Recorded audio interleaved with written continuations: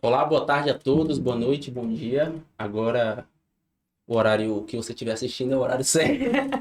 Hoje, uma convidada mais que especial, Maiara Magalhães, jornalista, repórter, psicóloga do trânsito, psicóloga, sexóloga, mil e uma facetas.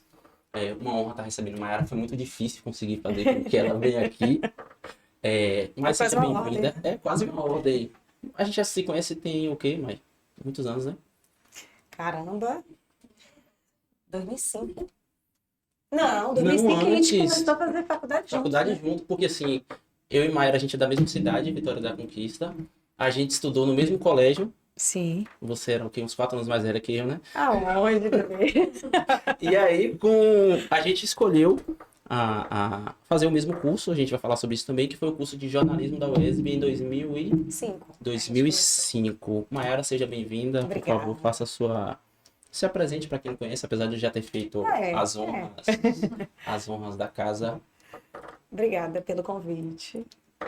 Seja É bem-vinda. uma honra, é uma honra. Você me entrevistando, olha, quem diria? Pois é, a gente já fez tantos testes na faculdade, né, de Pra abrir vídeo. a primeira vez, né? A primeira propaganda que Mayara fez, procurem aí depois. Não procurem, gente. Foi comigo. Foi culpa de Fausto. Foi culpa minha. Ó, vai sair coisa aqui que não devia sair.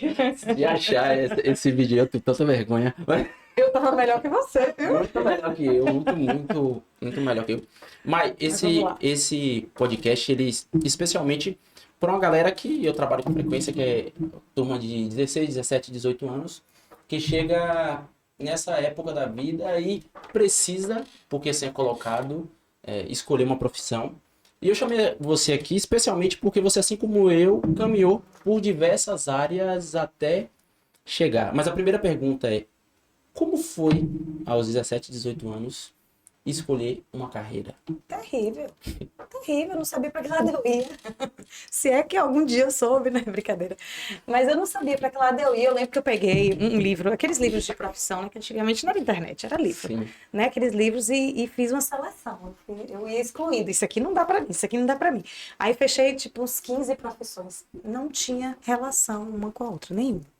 Né? Aí eu queria fazer fonoaudiologia, psicologia. Eram minhas prioridades, né? Na época. Depois eu descobri que fonoaudiologia tinha muito a ver com a minha questão familiar, porque meu pai, né, é surdo, então tinha muito isso, né? Eu queria meio que, sei lá, ajudar pessoas como ele. E aí depois que eu percebi isso, deixou de fazer tanto sentido. Aí eu queria fazer psicologia, mas lá em Conquista não tinha na estadual, né? Sim, eu lembro. Não tinha, só tinha na particular. E aí minha mãe me chamou na chincha e falou bem assim, não, ninguém vai pagar não. Aquela história, né? Paguei escola particular a Paguei vida particular a toda. vida toda, agora você trate de entrar numa pública. E aí eu fui tentar na UESB algum curso. Algum curso. E aí também foi por exclusão. Tipo, não vou fazer história, não vou fazer geografia. Física, não. Matemática, não. Então, engenharia, agronomia, não. Não tinha muita opção na época da gente, né? E aí eu falei, comunicação. Talvez seja bom curso. Foi assim que eu escolhi, acredite. E porque também Não teve muita... o curso de comunicação, ele é muito amplo, né? Você tem diversas áreas e eu fui muito parecido com você, eu não tinha noção nenhuma do que ia fazer. Minhas matérias favoritas não eram na área de humanas, eu sempre... É isso, eu também sempre gostei de exatas e fui parar em duas faculdades de humanas. Até hoje eu não me entendo. Assim, eu gosto de dizer que é bom que você explore outras inteligências, né? Por exemplo, Faz sentido. a minha habilidade em matemática me ajuda muito a ser organizado na área, especialmente na área de arte, que às vezes as pessoas pensam que é uma coisa tipo só inspiração. Eu sou muito organizado, cálculo metódico. Quando eu dividir o personagem, eu faço cálculo para ser tudo organizadinho, bonitinho. Mas eu, assim como você, aos 18 anos, poxa, comunicação é um curso amplo. Você vai trabalhar com rádio, TV. E aí, eu estive com você, né, nesse tempo. Mas eu queria saber de você como foi essa experiência dessa faculdade de comunicação. É isso. Eu me inscrevi, né, no vestibular meio aleatório por conta dessa pressão lá em casa. Mas eu continuava querendo fazer psicologia. E aí eu nem acreditava que eu ia passar nesse vestibular, né? E aí eu fiz o vestibular de psicologia na particular. Tipo, vai que não dá. Só que aí eu acabei passando nas duas, né? na particular, que saiu o resultado primeiro, e eu falei, vou começar porque eu não vou passar na outra. E de repente saiu o resultado da UESB e eu tinha entrado também. E aí eu, ai pai, não me tire da faculdade, porque eu queria mesmo, era psicologia. E aí eu comecei a fazer as duas faculdades ao mesmo tempo, né? Você lembra dessa confusão? Sim. Eu fazia de manhã jornalismo e de noite psicologia. Jornalismo, eu demorei um pouquinho para me encaixar, porque é isso, eu entrei de forma aleatória, não sabia muito bem o que era o curso, não pesquisei. Eu nunca sonhei em fazer televisão, em ser repórter, nunca foi uma ambição minha. Não tinha isso. Então, para mim era muito diferente. Aquelas aulas não faziam muito sentido para mim. Eu comecei a me identificar com o curso depois da parte prática. Porque eu falei, nossa, isso aqui é gostoso de fazer. Que a gente teve o jornalismo impresso, depois rádio, TV. Aí eu comecei a gostar. Mas eu gostava mesmo de estudar, era a parte da psicologia, né? Que eu fazia à noite. Então, tinha essa confusão aí na época, né? Mas fui levando até A parte terminar. teórica não te inspirava tanto, assim, Não. né? E a parte prática realmente ela é muito atraente do jornalismo, né? É saboroso. A vida, assim, infelizmente hoje todo mundo virou jornalista, né? Todo mundo Com o celular na mão, hoje você é jornalista. mas assim, a prática de um repórter, de jornalista de verdade, ele é muito bacana de você buscar notícias, de você apurar, de você entrevistar É uma pessoas. adrenalina. É muito saboroso e depois o produto que você entrega, seja um texto que você tem todo o cuidado para fazer aquilo dali, ou no programa de rádio, ou na própria TV, você aprender a lidar com câmera, com... É um curso que, assim, eu já não atuo na área, praticamente não atuei na área, mas eu sempre digo que é um curso que me ajudou muito no conhecimento geral. A gente cresce muito no curso, né? Cresce e, continuando aí, a carreira de repórter, para a gente seguir nessa onda de jornalismo, como foi que você foi parar na TV? Foram quantos anos de televisão? Nossa, mais de 10 anos, 11 anos de televisão, eu acho, 11, 12 anos. Logo que eu formei nas duas, né? Formei final de 2010 em... Qual que eu formei primeiro? Jornalismo. E início de 2011 eu formei em psicologia. Então eu estava com as duas na mão. E sem saber para que lado eu ia, com o que eu ia trabalhar. Mas eu tinha tido uma experiência na televisão, por conta da faculdade, que eu fiz o pós-venda do Festival de Inverno Bahia, lá em Conquista. Sim. Então eu já tive um contato com o pessoal do jornalismo. E quando surgiu uma vaga para reportagem, o pessoal me avisou. E aí eu levei meu currículo e fui fazer um teste, né? Eu não tinha segurança nenhuma do que eu ia fazer ali. Eu não sabia para que lado eu ia fazer uma reportagem na rua. Porque o que a gente fez na faculdade? 2 reportagens? Se fez muito, a gente fez 2 reportagens na rua. Então, não tinha muito base, mas aí acabou que eu passei na seleção. E aí foi cara e coragem. Hoje eu não tenho coragem nenhuma de olhar um vídeo meu daquela época, porque... Não, a gente é muito crítico com a gente. Não, a gente é muito crítico, realmente. Mas até hoje eu tenho agonia de me assistir. Você acredita nisso? Mas isso é 12 anos 100%. depois, eu tenho muita agonia de me assistir. São raras as pessoas que gostam de se assistir isso. A gente é crítico demais com a gente, com nossa voz, com o nosso rosto. A gente estava falando aqui antes que essa questão do podcast, que a gente gera muito material fazendo podcast e hoje são os cortes que são utilizados e ainda assim os cortes precisam ser feitos por a gente, porque a gente é muito chato com... A gente, eu digo todo mundo, com nossa imagem. É uma palavra errada, Eu acho que não é só isso, não. É uma cobrança também hoje, né? Da Sim. perfeição na rede social. Sim. A gente não quer aparecer feio, falando errado, né? Então você quer o corte perfeito, quer mostrar que você, né? Então eu acho que tem isso também, não é só perfil nosso. Eu acho que Sim. hoje todo mundo quer estar 100%. Sim. Histórias desse período de TV, tem alguma legal aí pra contar? Porra! Em 12 anos. Alguma matéria, alguma experiência? Não, tem muita coisa, muita coisa. Quando eu comecei, eu lembro que fazer homicídio e acidente era muito difícil. Nossa. Porque, olha, quando eu estava fazendo a faculdade, eu fui fazer um curso de psicologia hospitalar. Sim. Então, eu tive uma experiência traumática nesse curso, que na parte prática eu desmaiei no chão. Então, eu tinha muito receio do que eu poderia ver. Eu lembro que meu primeiro homicídio foi assim, tipo, rezando para não passar uma vergonha e cair eu em cima do morto, né? Imagine. Mas depois é interessante como a nossa mente se acostuma com qualquer coisa, né? Porque com o tempo você vê de tudo. Você vê acidentes terríveis, você vê... No início dava aquela... Meu Deus, as pernas davam uma... Sabe? Uma enfraquecida. Mas depois você vai acostumando, né? Deixa eu ver, tem muita história. Alguma história que te tocou, que te emocionou? Alguma história que você gostou de contar, assim? Não, eu contei muita história legal. Muita história legal. Hoje mesmo eu estava lembrando.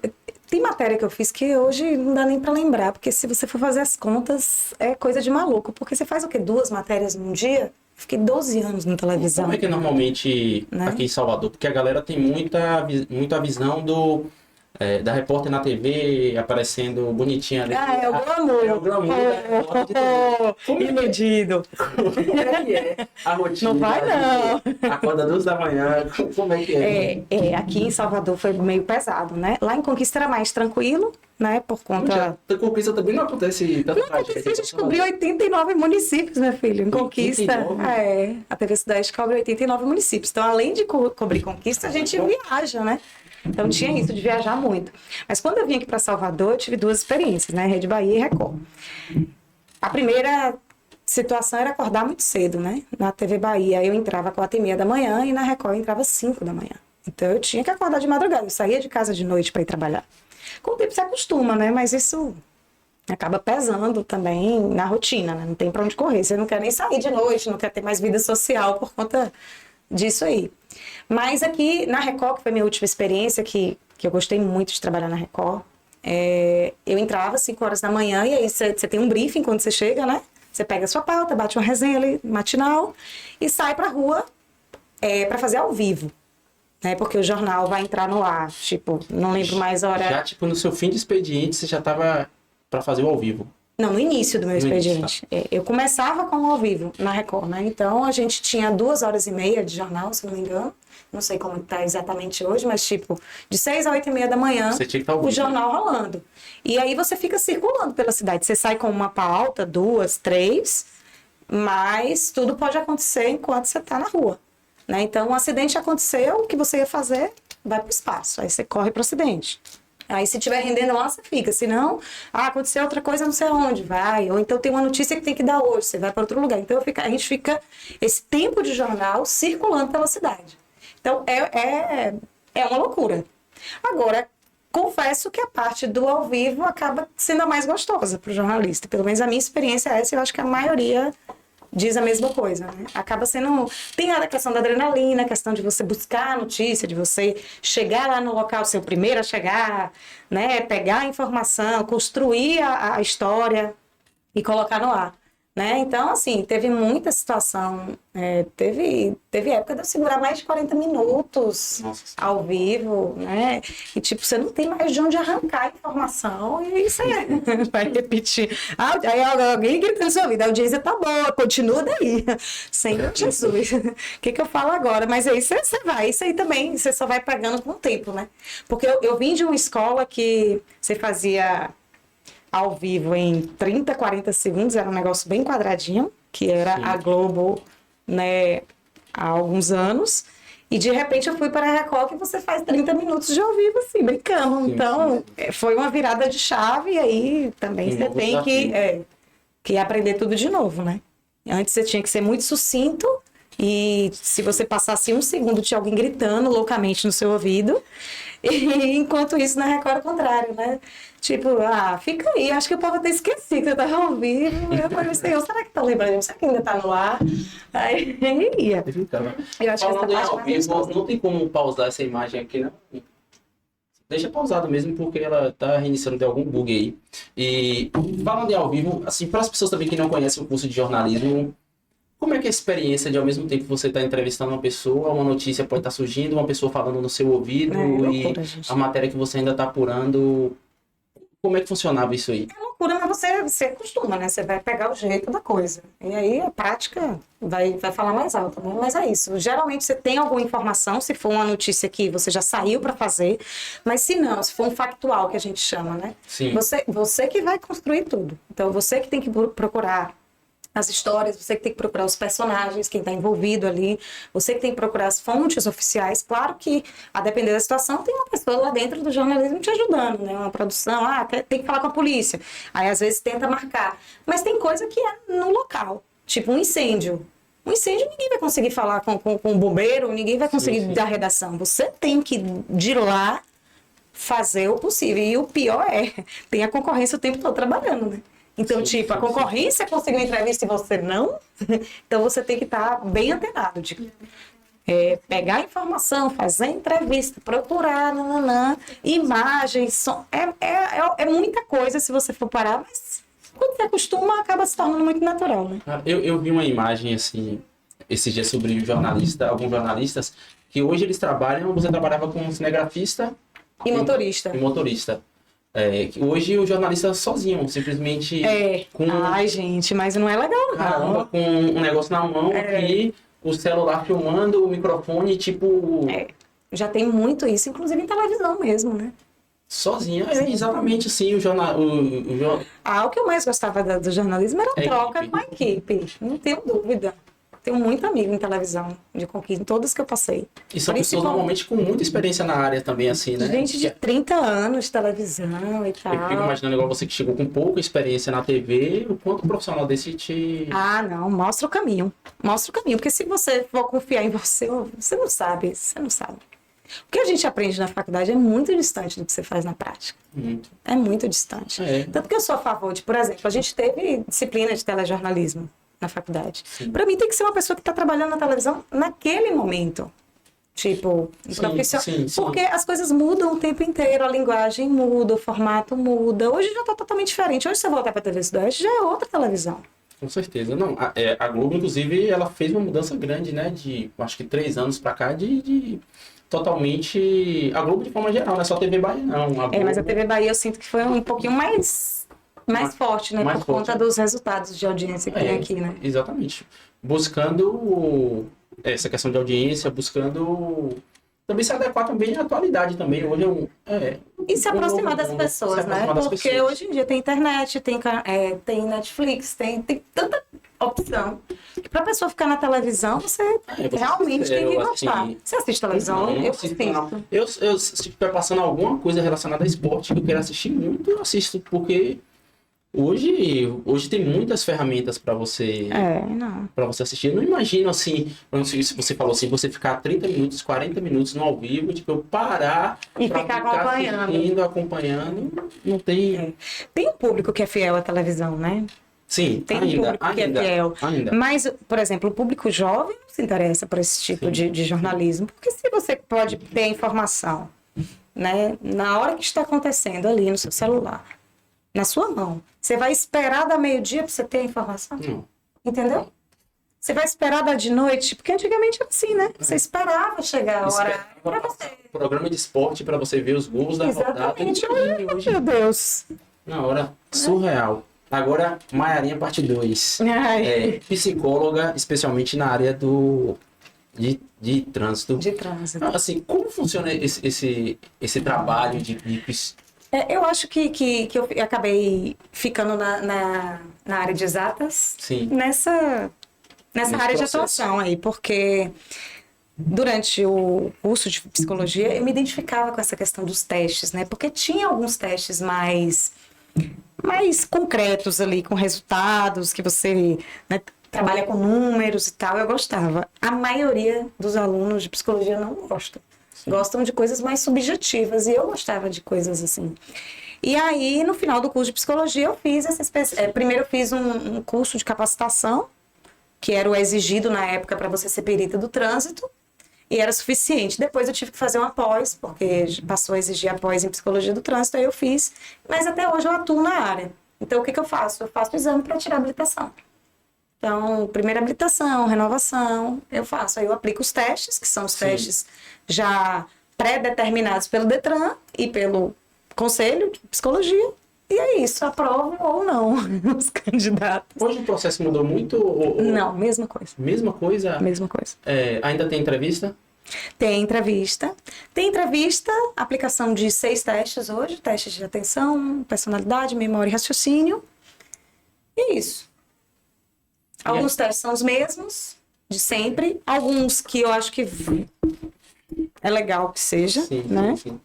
Agora a entrevista, eu lembro, minha entrevista não durou 30 segundos. Né? Agora eu sou um pouco contra entrevistas. Não é que eu sou contra. Eu não acho que você vai conseguir identificar alguma coisa na entrevista. Muito difícil, né? É muito difícil. Ainda É mais em muito pouquíssimo pouco tempo. É muito pouco tempo. E a pessoa vai falar o que você quer ouvir. Vamos combinar, né? Ninguém vai dar de maluco na sua frente. Né? Então é muito difícil você... Às vezes você percebe um comportamento mais na sala, porque é feito ali em conjunto, né? E ali, coletivo. as pessoas estão sendo avaliadas naquele momento também? É, claro. Não deixa de ser. Uma vez mesmo teve um rapaz que foi uma situação tão estranha. Não, sério, ele começou do nada. Ele tava ótimo, brincando na sala e tal. E aí ele começou, tipo assim, a ficar com a cara, uma fisionomia bem... Então, se você não tá atento, você não percebe, né? Do nada, assim, o olho começou a travar, assim. Eu falei, meu Deus, o que tá acontecendo? Eu corri na sala do médico, aí pedi para dar um atendimento para ele. A gente mudou o dia do teste, ele não fez o teste. Então, eu acho que dentro da sala você consegue perceber uma ansiedade maior, né? Para fazer o teste. Tem gente que chega com dor de barriga na sala, tremendo. Então, assim... Meu trabalho enquanto psicóloga do trânsito é fazer o teste ser o mais tranquilo possível. Pelo menos essa é a minha forma de atuar. Porque na época que eu fiz minha primeira habilitação, que eu fiz psicoteste, eu tinha 18 anos, eu lembro que a psicóloga foi muito, sabe, fria, mal entrava na sala, botava o estagiário para falar com a gente, então todo mundo muito medo na sala. Eu acho que isso prejudica o resultado da pessoa, obviamente, né? Se você tá... Não é pra ser assim. Eu entro brincando, a pessoa perde, nem fica chateada, porque... Mas o quê? Perdeu, vamos fazer de novo e aí vamos pra frente. Qual normalmente é a porcentagem de reprovação desses testes? Ou aí você me pegou. Mas depende da turma, uns 10 a 20% no máximo. Mas aí tem a segunda chance, a pessoa refaz, né? E aí se der errado, vai pra terceira, aí você vai segurando essa carteira até essa pessoa estar apta ou desistir do processo. Eu lembro, eu passei de primeira, viu? Mas eu lembro, você brinca assim, ó, de perder. Pra mim, a questão pior é a prática mesmo, né? Que é um processo... Ah, com certeza. Mas também, vamos combinar que não tem fiscalização, né? Não tem. Gente, É um processo que é até frustrante, entendeu? Você faz o psicoteste ali na pessoa, mas às vezes você vai pra rua sem carteira, tem muito isso, né? Então... Quando eu fiz a parte prática, eu não sabia dirigir. Vou ser bem sincero. Eu lembro, Fausto. Aliás, você demorou muito para aprender a dirigir. Mas é sério, porque assim, eu sabia sair com o carro e eu decorei a prova. Eu lembro meu tio... A baliza, né? Exatamente.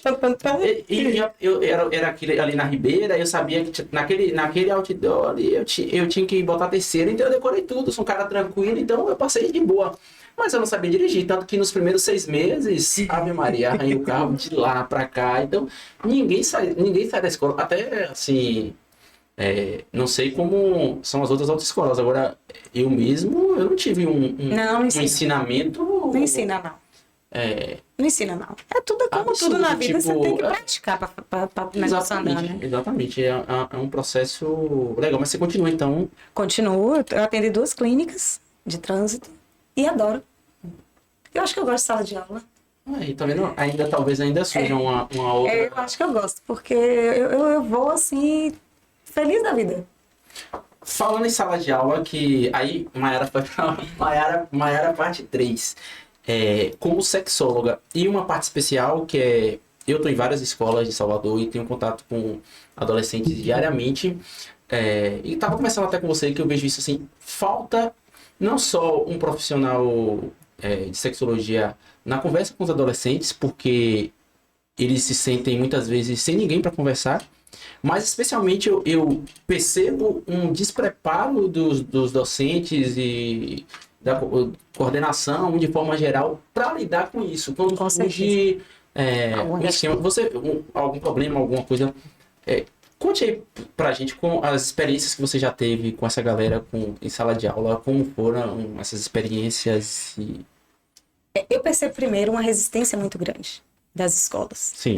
É como se tivesse medo de uma repercussão negativa, é como se tivesse medo da reação de algum pai por estar falando de sexualidade. né? Ah, talvez influenciando os meninos a ter uma iniciação precoce, sendo que as pesquisas mostram que é exatamente o contrário, né? Quando você tem aula, quando você estuda o tema, você tem informação, você vai tomar decisões mais conscientes e responsáveis. Então, eu tive experiência em algumas escolas, com adolescentes principalmente, mas tive com crianças também, que é a coisa mais linda do mundo para trabalhar. E assim, o que eu percebo é exatamente o que você falou. Os estudantes, eles não têm informação.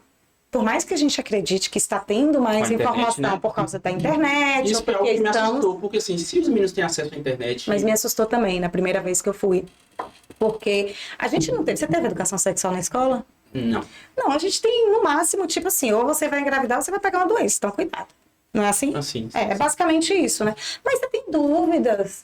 Como é lá na hora H, quando eu for fazer com alguém? E, meu Deus, como é que eu faço isso? Como é que posição? Vai doer? Vai sangrar? Eu vou broxar? Então tem muita ansiedade na cabeça desses meninos. E eles não têm com quem tirar dúvida, porque em casa os pais estão constrangidos também de falar no assunto. São poucos que têm naturalidade para lidar.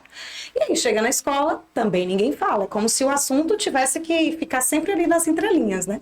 E aquela questão assim, porque aí o pai fala, aquele assim, o meu filho não vai falar sobre isso até certa idade, mas ele tem Oh, acesso, meu Deus, ele iludido. vai, ele tem internet, ele tem... As pesquisas mostram que os meninos estão acessando pornografia com 8, 9 anos, gente. 8, 9 anos. Agora eu pergunto, o que eles estão vendo? É isso que os pais deviam estar preocupados, Sim. né? Porque se você orienta, eles vão ter um senso crítico nesse olhar, né? Eles vão escolher se eles querem mesmo assistir aquilo, se vale a pena ou não. Então, eu sempre usei a metodologia de colocar uma caixinha de perguntas, que é uma metodologia básica, né? Sim. Mas como os alunos têm vergonha também de falar sobre o assunto, de expor os medos, as inseguranças e as dúvidas dele, então funciona muito bem.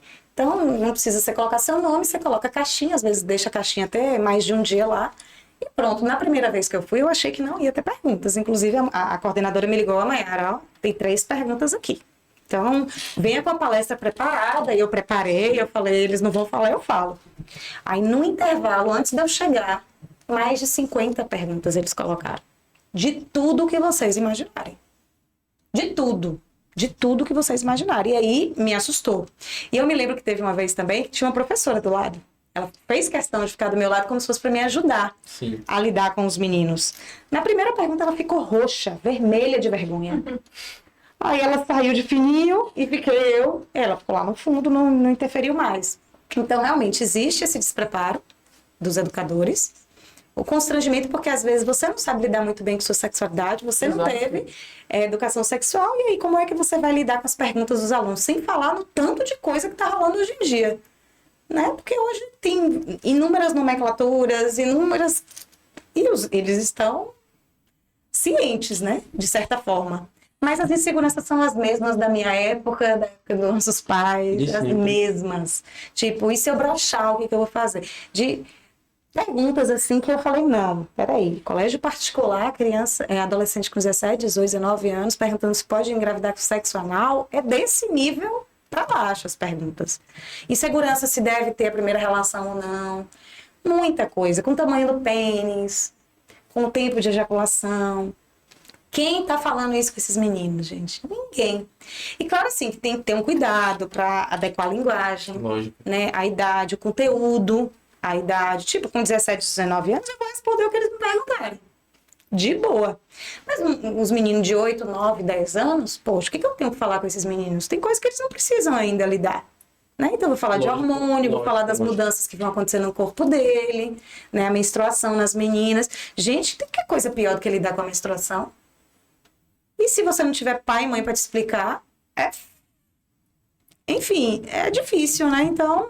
É um tabu social, não tem jeito. Você vai falar a palavra sexo, tipo, todo mundo aí. O que vem aí? E as pessoas precisam entender que quando você estuda, quando você tem uma orientação, não significa meu filho vai transar mais cedo, vai começar a vida. Não. Pelo contrário, ele vai poder se cuidar, vai poder entender como é que funciona o processo. E não é um incentivo, muitas vezes até o contrário. É a mesma coisa, eu tive uma situação aí, não tem nada a ver com sexo, mas tem a ver com a questão de drogas em escola, que é o mesmo tabu de muitas vezes não se falar sobre isso em escola. Eu não esqueço muito de um caso de uma aluna que eu tinha, e aí a gente montou na unidade a gente montou uma peça e aí um texto falava sobre drogas, né? E aí a mãe foi no determinado colégio e aí me chamaram, ó, para ir para conversar com essa mãe, com a coordenação, e ela é que eu li o texto que minha filha está trabalhando, que fala, eu acho que isso é um absurdo, eles são muito novos para ter acesso a isso, drogas, não sei o que. Aí eu falei, mãe, os adolescentes precisam entender, inclusive, os malefícios, tudo que a droga provoca, que a droga está aí, para justamente eles não usarem. E quem escreveu o texto foi sua filha. E assim, a menina, até hoje, uma excelente aluna, mas ela não conversava, certamente não conversava sobre sexo, sobre drogas em casa. Acha e ela colocou no que papel. se deixar num mundinho, numa bolha, eles não vão ter acesso. Não é assim que funciona. Gente, todo mundo aqui, os pais de adolescentes sabem muito bem como funciona. Exato. Sabem muito bem como funciona, gente. E hoje, com muito mais possibilidades, com muito mais acesso, hoje você tem que dar informação e tá com sua atenção dobrada. Inclusive, era um trabalho, essa questão de trabalhar com os pais também. Porque Com os pais.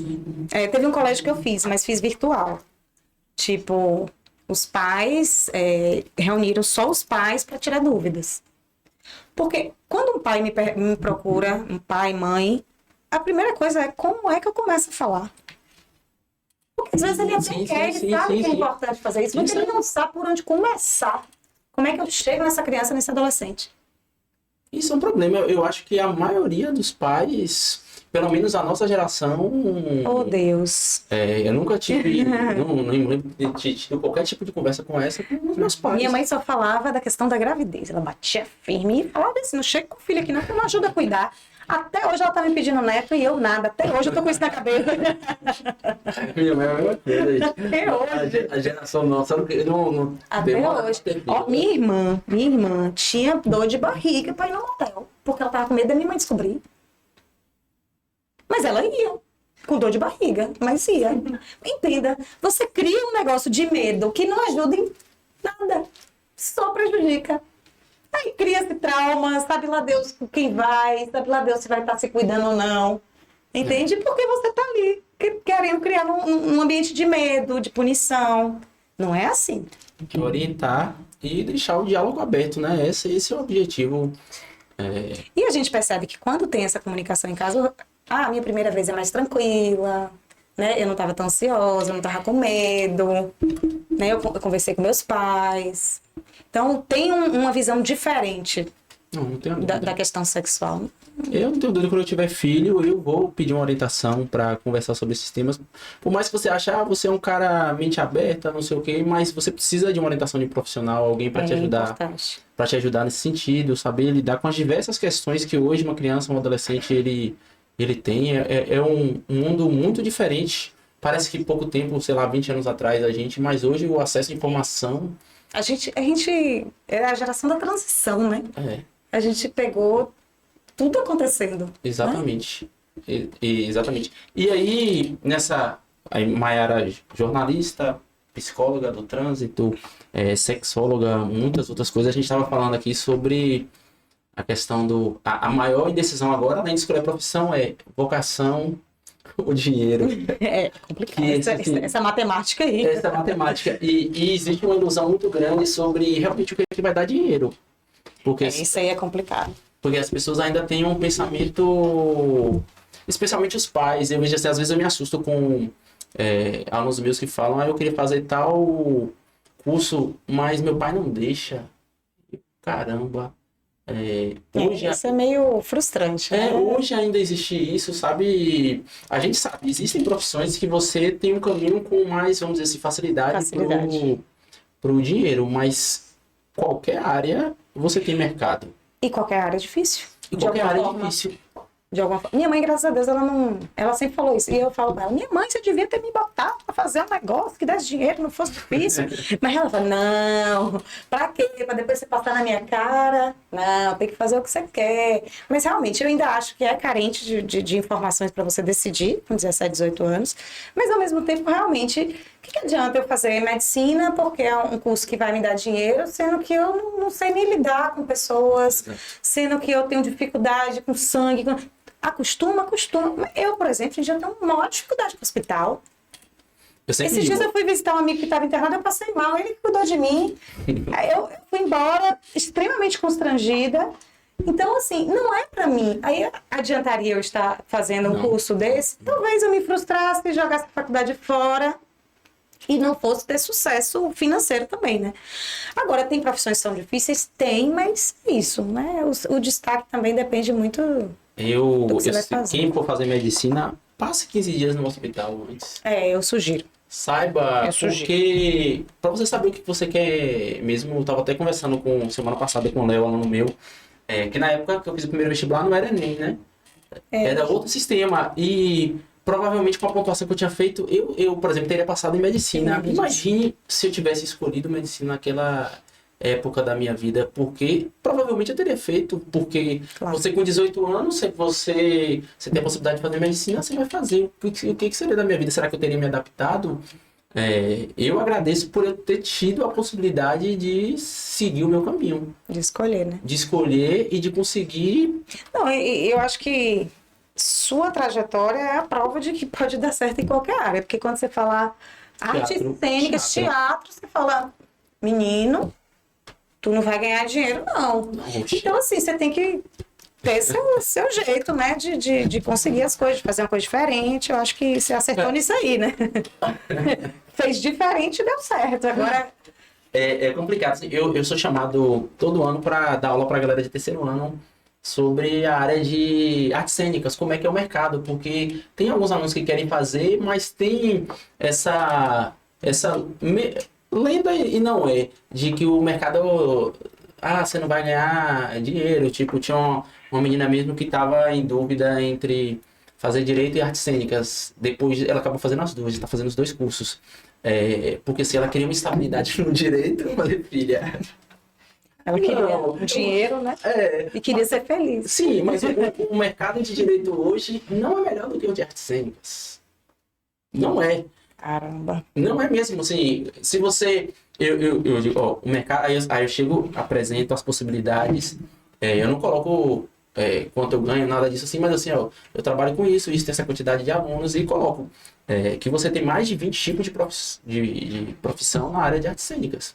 Desde iluminador, cenografia, maquiagem, fotografia e áreas que você pode trabalhar com diversas coisas e a galera acha que é só uma coisa. Mas se a gente for ser bem realista, assim, em cada profissão vai ter muita gente que ganha pouco e pouca gente que ganha muito. Exatamente. Fato. Até a própria medicina. Né? Exatamente. Até a própria medicina. Tem muito médico que ganha muito dinheiro que ganha um piso. Assim, de boa. O piso do médico a depender do status de vida dele, ele tá vivendo igual qualquer outro. Exatamente. Entendeu? Endividado. Mas é isso. É entender essa questão. Tipo, eu quero fazer jornalismo porque eu quero ganhar igual o William Bonner. Amiguinho, peraí. 1%, né? Ou menos que isso. É uma porcentagem. Pode ser que você chegue perto, pode ser que você passe muito longe. Depende do seu esforço, depende das oportunidades, depende de muita coisa. São muitas variáveis. Eu fiz o curso de jornalismo. Se você quer fazer o curso de jornalismo, se for por uma questão financeira... Não vá não, que é barriga. Não, o que eu digo assim, mas assim, eu não me arrependo de forma não, porque para a questão de conhecimento me ajuda em diversas áreas. Eu acho um curso... Eu também não, e fui muito feliz no jornalismo. Não ganhei dinheiro, não. É um curso, assim, com essa palavra de todo mundo virar jornalista também, é uma área muito, muito complexa. Agora, se você parar para pensar como sujeito que vai construir uma carreira, como que vai construir um conhecimento, é um curso excelente. Existem cursos que são muito amplos, tipo curso de arquitetura, você pode até, mas é um curso com conhecimento de diversas, de história, matemática, a computador, a tudo que você trabalha. É verdade. E falta, vou ser bem honesta, como eu me espalhei muito, fazendo mil coisas, eu não foquei em uma coisa só. Então, eu reconheço que tem uma falha minha em, Mayara, eu não queria sair daqui. O máximo que eu quis vir foi para Salvador. Você quer ir para São Paulo trabalhar em jornalismo? Não quero. Porque eu queria conciliar com minhas outras áreas. Sim. Então, assim, eu reconheço hoje que eu não fui mais adiante porque eu não persisti na área. Eu não tive essa opção, entendeu? Não fiz essa opção. Hoje, eu estou fazendo a opção de investir na sexologia, que é uma área extremamente complicada. Cheia de tabu, cheia de preconceito. Sim. É um trabalho de formiguinha que eu ando fazendo. Mas eu tô vendo o resultado porque eu estou investindo minha energia nisso. E tendo prazer, né? E tenho muito prazer. Obrigada. Falando sobre o que você quer fazer. Eu tenho muito prazer em trabalhar com E isso. assim, antes, na nossa idade, a gente estaria, vamos dizer assim, na metade de uma carreira. Hoje eu acredito que a gente está começando, assim. No meu caso, eu tô começando É. real, assim. Tenho ainda muitos anos de... Não, eu digo assim, de vida, de história de vida, a trajetória, ela faz esse movimento. Você pode... Como a gente tem pessoas com 50 anos que estão começando uma carreira... Eu lembro que meu pai sempre trabalhou fora, minha mãe vendia as coisas dela, mas minha mãe cuidava mais da gente. E aí, minha mãe entrou na faculdade junto comigo. Ela passou em pedagogia e eu passei em jornalismo no mesmo vestibular. E aí minha mãe se formou, aí hoje ela é pedagoga e trabalha na área, apaixonada pela área e começou a faculdade com 40 e tantos anos. Exige coragem, mas vale a pena. Vale a pena. Porque eu particularmente, eu tô passando por isso, né? Pra mim é tudo muito novo. Aí tem a fase mais frustrante, às vezes você tá mais parado, porque eu sempre fui muito agitada de fazer 1000 coisas em um dia, então hoje é mais tranquilo, isso às vezes é difícil de lidar. Mas, tipo, eu faço um atendimento, eu termino o atendimento assim, com um sorriso daqui a aqui, igual uma besta. Eu vou numa escola, eu saio parecendo que eu ganhei na Mega Sena. Não tem Eu dou uma palestra, eu fico realizada, entendeu? Então, é uma coisa que eu tô gostando. Agora, é isso. É quebrar barreiras, tem toda uma paciência. E também entender que, tipo, hoje você vê pessoas bem-sucedidas, pô, às vezes a pessoa tá 15 anos na área, 20 anos na área, passou 1000 coisas para chegar onde tá hoje. Mas hoje o imediatismo é tão grande e uma necessidade de você ser bem-sucedido, assim, com 15 anos, porque hoje tem menino aí ganhando milhões na internet. Então, essa necessidade de você se dar muito bem, pô, você fica se cobrando de ir por etapas. Porque você tem que passar perrengue também, gente. Tem que entender a área, tem que começar de baixo. Não acho legal você começar já do alto. Né? O que adianta? Você é jornalista, você já chega como âncora. Você não sabe o que é uma reportagem de rua, você não sabe fazer um texto, você não sabe entrevistar uma pessoa, você não sabe o perrengue que é, você não sabe quanto tempo demora para fazer. Aí você vai cobrar do seu colega e você não sabe para onde vai. Normalmente essas pessoas até têm bem mais dificuldade. Por exemplo, o caso de uma pessoa já ser jogada como âncora. Você vai sofrer muito. Porque você tem que esse tempo todo que você não teve investindo nisso, né? Na prática, na maturidade do negócio. Porque sempre as pessoas levam para polêmica, mas gente que, até por conta das mudanças que houveram, foram lançadas antes de ter esse trabalho, de estar pronto, e aí a pessoa sofre, tipo, vai passar 1 ano, 2, errando ao vivo e... Não é mole não, gente. Não é mole não, porque você não tem ainda condição. Outro ponto também, essa questão das mudanças nas profissões, por exemplo, o seu campo de trabalho agora, a área de sexologia, eu acho que é um campo de autocrescimento nos próximos anos, especialmente por essa questão da mulher tomar protagonismo de vez da sociedade mesmo, assim, isso tem acontecido e provavelmente deve ser 90% do seu público, né? Ou até mais, não? Atendo mais homens. É mesmo? Eu achava que ia ser assim. Caramba, agora eu fiquei surpreso. Eu achava que ia ser. Eu tinha quase certeza que mais de 90%. Eu ainda acho que as mulheres se acomodam. Mudou, melhorou. Tem muita mulher correndo atrás do prejuízo, mas tem muita mulher que, tipo... tá tudo bem, eu sou assim mesmo e vou continuar minha vida assim, acabou. Agora, homem não, bebê. Homem tudo mexe aí embaixo... Primeiro ele tem que lidar com a vergonha. Isso é. Aí ele vai pro médico, porque ele quer resolver de forma fácil, né? Ele quer um remédio, ele quer um negócio. Quando ele vê que não vai, que tem que resolver, aqui, né? Que tá na cabeça e geralmente tá, aí ele procura. Mas tem essa dificuldade da vergonha, de expor essa fragilidade, né? Sim. Não tô tão viril, não tô 100%, como a gente ouve em mesa de bar. Tem isso. E hoje eu tô com homens jovens procurando. Porque eles têm uma cabeça mais aberta, mas eles estão com os mesmos problemas que todos têm, né? E aí eu atendo mais homens. Isso aqui eu não esperava de jeito nenhum. Atendo mais homens. E dão continuidade ao tratamento, eles querem o resultado. Eu imaginava que era 90% mulheres e que homem, a maioria que aparecia eram aqueles babacas que fazem perguntas no Instagram e Também, fazem tem piada. bastante. Tem bastante. Depende do dia, você tá até sem paciência, tá bloqueando todo mundo. No início, quando eu coloquei meu Instagram, foi um negócio horrível. Primeiro que eu coloquei com muito cuidado, porque eu não sabia como é que ia ser recebido, né? Se de repente começar falando de sexo. E eu trabalhava na televisão. Então, eu só, no máximo, colocava uma fotinha e o texto. Uma fotinha e o texto. Não é o que eu recebi de nudes, meu filho. Sério, velho? Porque homem confunde as coisas. Porra, velho. Aí é muita burrice, velho. E aí eu fiquei bem frustrada no início. Nossa, mas depois cara. eu acho que eles começaram a entender o que eu tava fazendo Cara, ali, o que entendeu? passa na cabeça de um Que cara você tá fazer disponível, isso, que velho? mulher que fala de Sabe sexo quer fazer alguma coisa com ele.